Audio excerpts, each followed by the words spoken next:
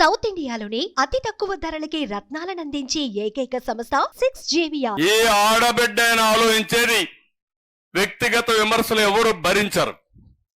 అలాంటిది ఎప్పుడు కూడా బయట రాని మహిళల గురించి విమర్శించినప్పుడు నేను కూడా ఒక మనిషి కాబట్టి నేను కూడా బాధపడ్డా. ఆ రోజు ఒక మాట చెప్పా, ఇది గౌరవ సభ, మళ్ళీ క్షేత్రస్థాయిలో గెలిచి గౌరవ సభ చేసి ఈ అడుగులో అడుగు పెడతా ముఖ్యమంత్రిగా అని చెప్పాను ఆ రోజే. ఆ మాటతోనే బయట వచ్చా. మళ్ళీ నేను వెళ్ళా. అందుకే మిమ్మల్ని అడుగుతున్నా, మా ఆడబిడ్డల్ని, మీ భవిష్యత్తు, మీ పిల్లల భవిష్యత్తు, ఈ రాష్ట్ర భవిష్యత్తు బాగుండాలంటే ఏం చేయాలి? 40 రోజులు మీరు కష్టపడాలి. కష్టపడతారా లేదమ్మా అని అడుగుతున్నా. మిమ్మల్ని చూస్తే నాకు ఏమాత్రం అనుమానం లేదు. మామూలుగా అయితే ఏదో పిలిచారు కాబట్టి మొక్కుబడిగా వద్దని వచ్చేవాళ్ళు, కానీ మిమ్మల్ని చూస్తాం టోపీలు పెట్టుకుని కండువాలు వేసుకుని వీర వనితల వారిగా యుద్ధానికి సిద్ధం మేము సైతం అనే పరిస్థితికి వచ్చారు. అది చూసినప్పుడు నాకు అనిపిస్తుంది, నేను ఎన్ని జన్మలెత్తి మీకు సేవ చేసినా మీ రుణం తీర్చుకోలేను, రుణపడి ఉన్నా. కుప్పం నాకు ఎప్పుడు కూడా ఒక స్ఫూర్తి, నాకు ఒక నమ్మకం. ఏ పని చేయాలన్నా కుప్పం నుంచే ప్రారంభిస్తానవునా కాదా? ఇప్పుడు కాదు, సమైక్య ఆంధ్రప్రదేశ్ లో కూడా నా చరిత్ర ఎవరు బ్రేక్ చేయలేరు. 9 సంవత్సరాలు ముఖ్యమంత్రిగా ఉన్నా, దగ్గర 15 సంవత్సరాలు అపోజిషన్ లీడర్గా ఉన్నా.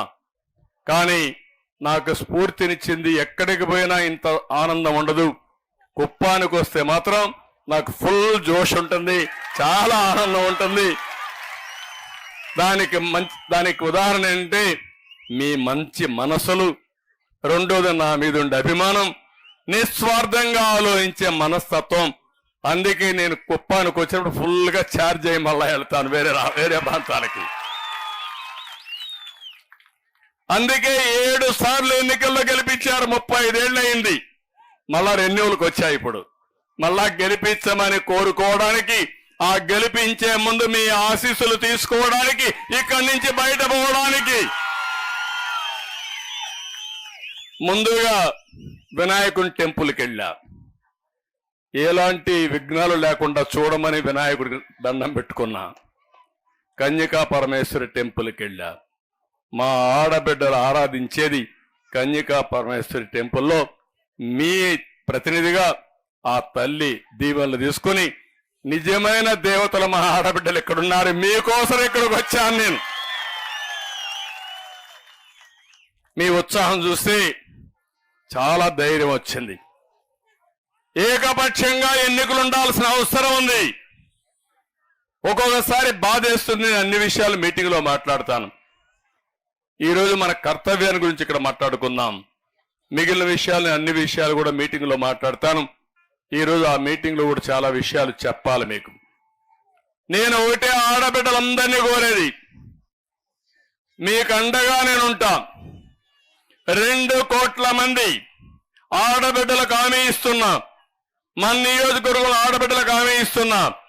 మీ ద్వారా మీ కుటుంబాన్ని బాగు చేసే పరిస్థితి, అంతేకాదు ఇప్పుడుండే ఆదాయాన్ని 3 రెట్లు పెంచాలంటే ఏం చేయాలో చేసి నేను చూపిస్తానని మీ అందరికీ హామీ ఇస్తున్నా. జలగజేసే పని 10 రూపాయలు ఇచ్చి 100 రూపాయలు కొట్టేయడం. నేను అది కాదు, సంపద సృష్టిస్తాం, ఆదాయాన్ని పెంచుతాం, పెంచిన ఆదాయం మీకే పంచుతాను. ఆ డబ్బులతో 15 రూపాయలు ఇచ్చి 100 రూపాయలు సంపాదించే మార్గాన్ని నేర్పిస్తా. 100 నుంచి 1000 రూపాయలు చేసే మార్గాన్ని నేర్పిస్తా. 1000 నుంచి 10,000 రూపాయలు చేసే మార్గాన్ని నేర్పిస్తా.